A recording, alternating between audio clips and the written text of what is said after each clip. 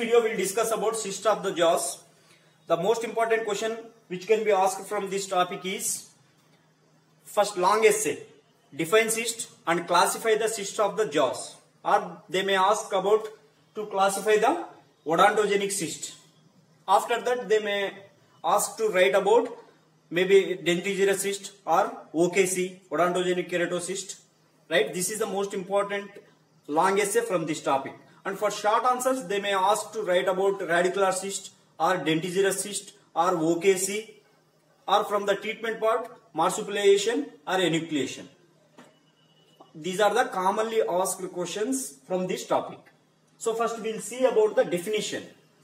A cyst is a pathological cavity having fluid, semi-fluid or gaseous contents that are not due to the accumulation of pus, that are not created due to the accumulation of pus, right?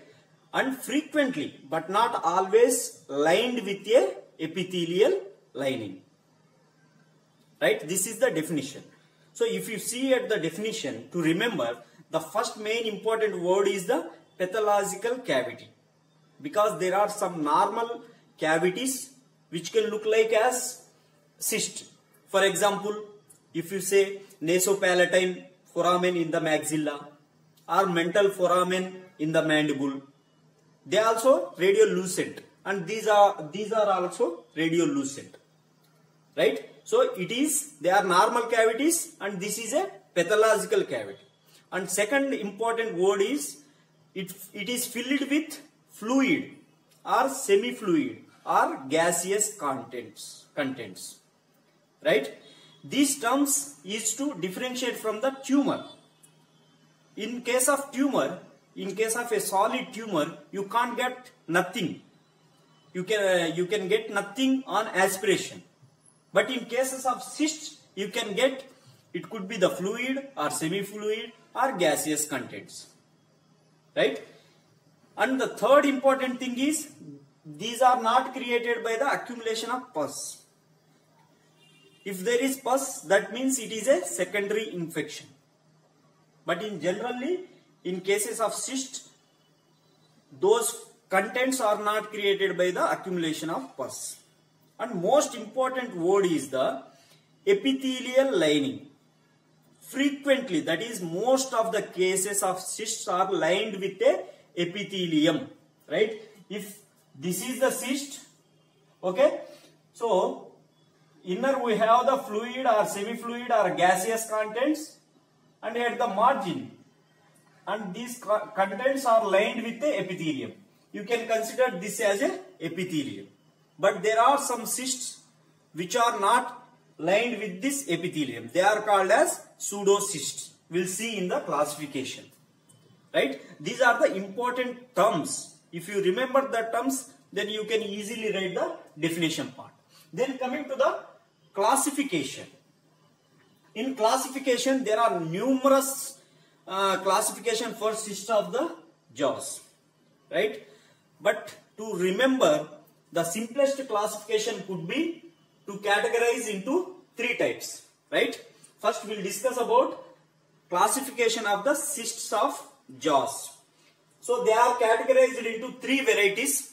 The first variety is odontogenic epithelial cyst.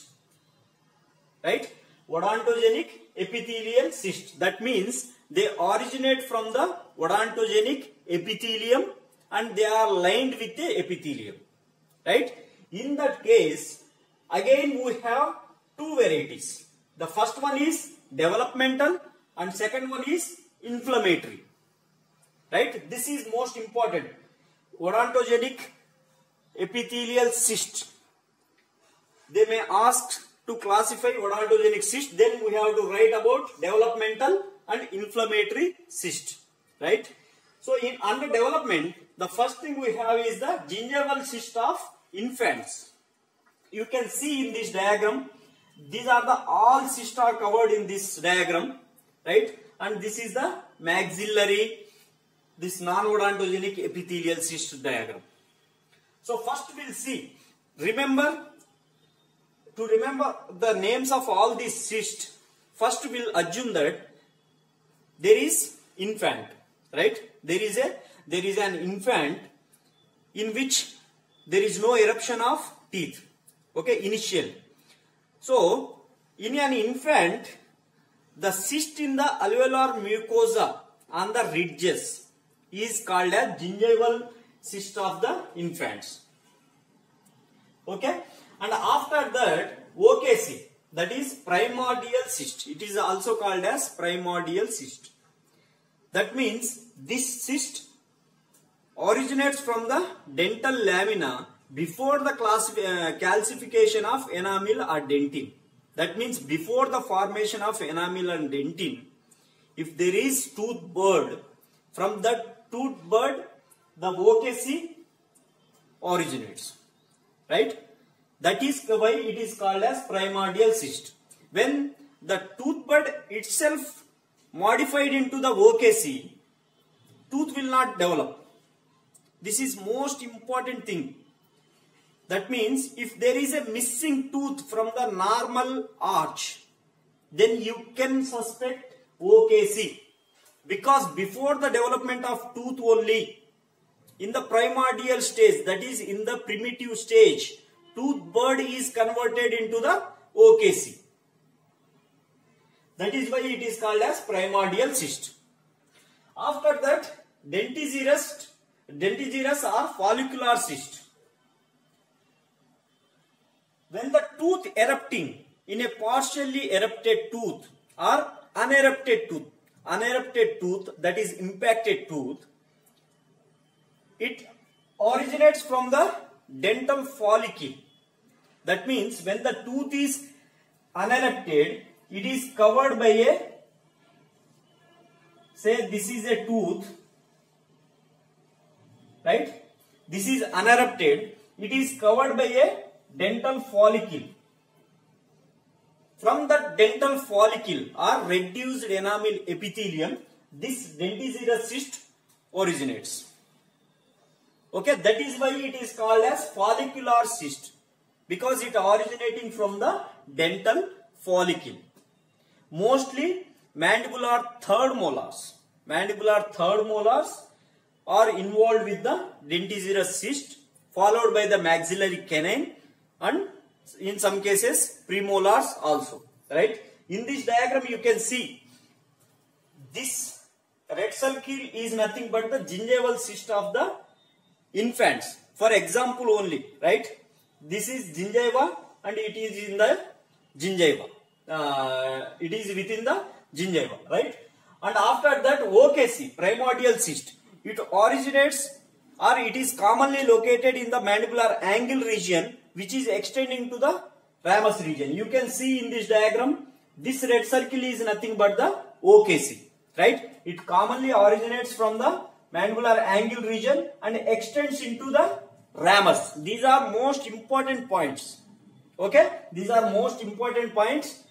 And the another most important point about OKC is anterior-posterior spread, right? Generally, cyst will expand in a buccal direction or palatal direction, but OKC expands in anterior-posterior direction. That means before producing any kind of swelling, it will involve most of the mandibular part. Okay, that means in this diagram we have given only this amount of the cyst, but it could be anteriorly more, right? That means anterior-posterior expansion is there. And after that, dentigerous follicular cyst. You can see in this diagram, this is the unerupted third molar and this is nothing but the dentigerous cyst. It covers or it is involved with the crown of the unerupted tooth. And most important thing is this cystic lining is attached at the cervical margin of the crown of that unerupted tooth, right? And after that, eruption cyst. Eruption cyst is nothing but you can see here. This tooth is erupting. So when it is erupting, the gingiva covering this erupting tooth may develop into the cyst, right? So this is the eruption cyst. And after that, lateral periodontal cyst, that is BOC. One of the variant of lateral periodontal cyst is called as botryoid odontogenic cyst, right? Lateral periodontal cyst is nothing but the cyst which is attached on the lateral aspect of the root of a tooth. Okay, you can see here. This is the lateral periodontal cyst. It originates from the PDL, periodontal ligament, and it is attached on the root laterally. This is usually unilocular. Any cyst could be generally unilocular, but the multilocular variant of lateral periodontal cyst is nothing but the botryoid odontogenic cyst. Okay, and after that we have glandular odontogenic cyst, also called as sialo-odontogenic cyst. It is named as glandular because it is believed to originate from the salivary gland tissue, right? That is GOC. And after that we have calcifying odontogenic cyst, COC. These are rare cysts. Okay, COC means calcifying odontogenic cyst. This is also called as Garland cyst.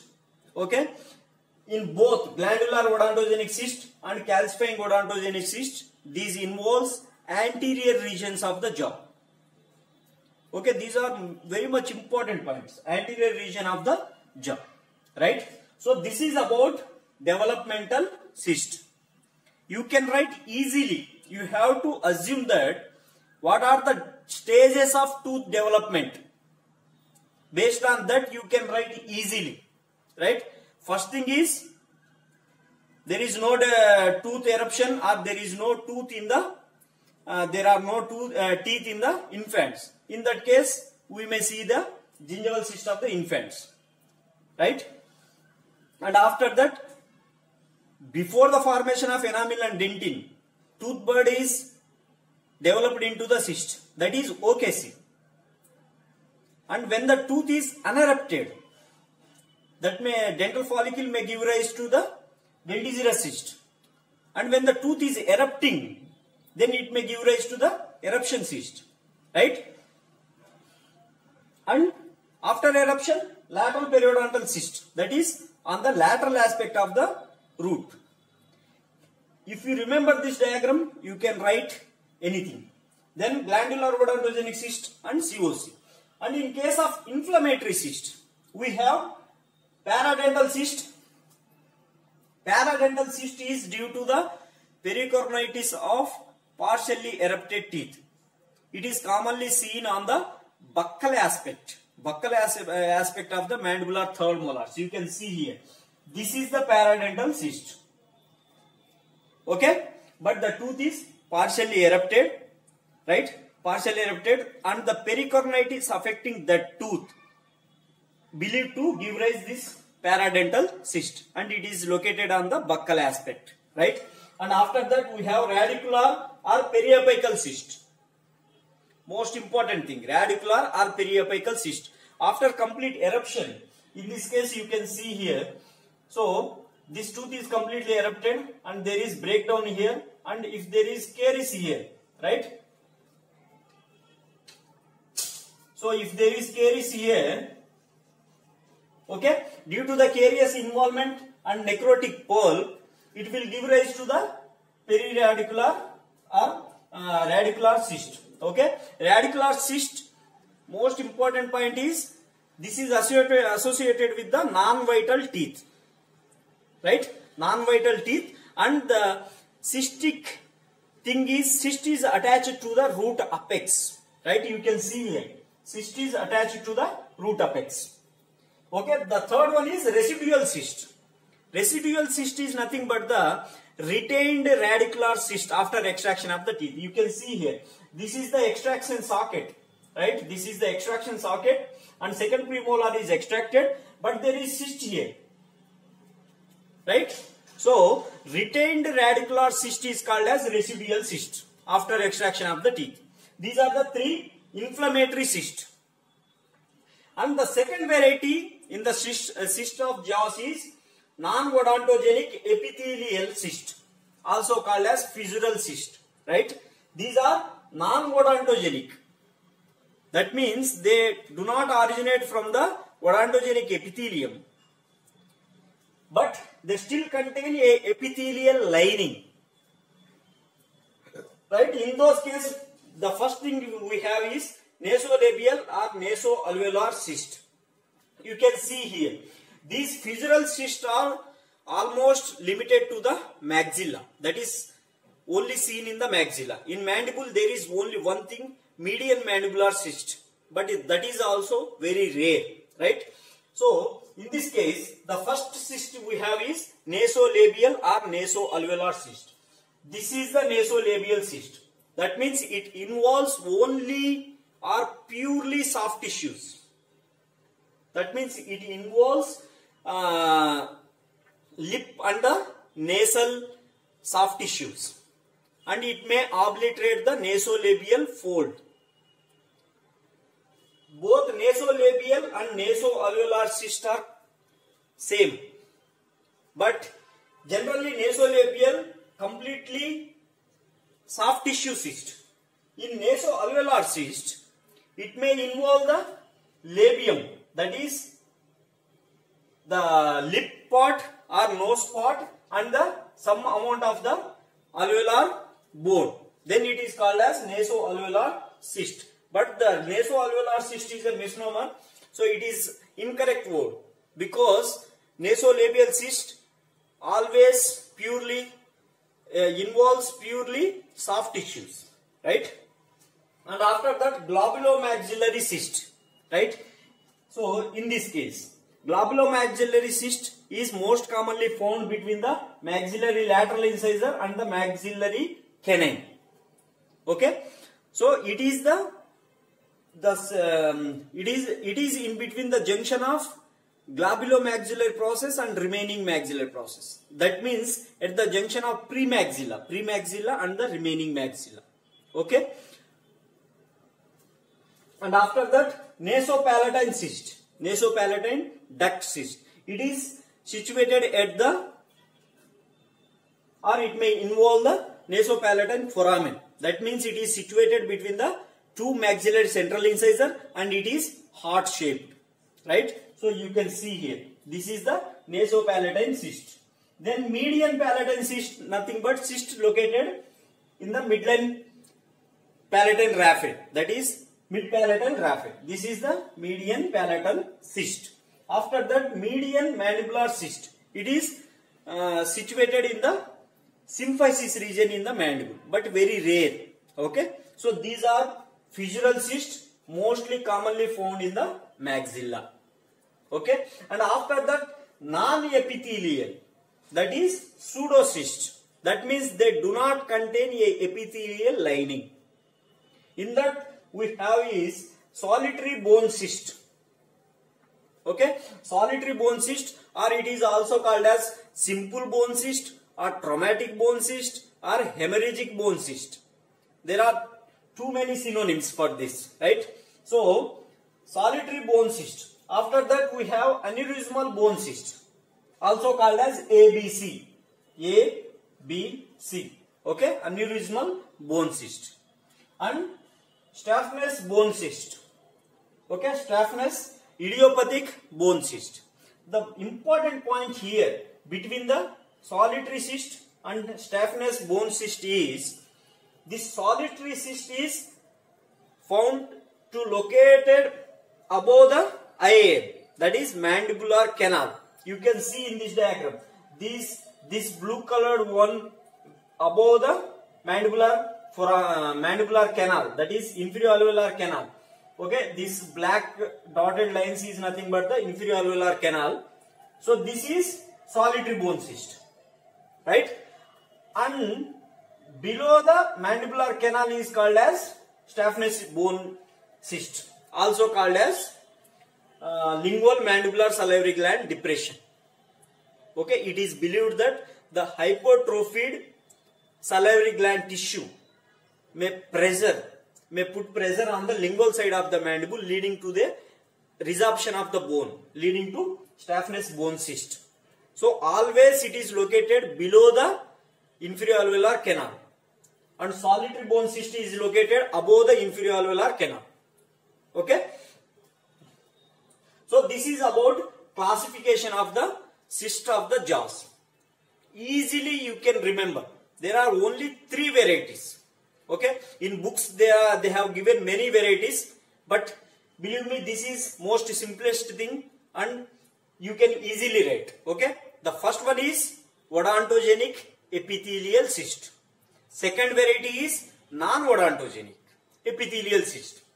Right? Odontogenic, non-odontogenic, that's all.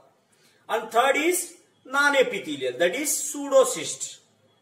Okay, in pseudocyst there are 3 varieties, and in non-odontogenic epithelial, also called as fissural cyst, these are mostly located in maxilla. Okay, and after that in odontogenic cyst we have developmental and inflammatory. This must be remembered. Odontogenic epithelial cyst. If you can remember developmental and inflammatory, PRR, preventive region restoration, right? PRR. Or odontogenic epithelial cyst. In development we have God's leg. Okay, God leg. God leg, developmental thing. Okay.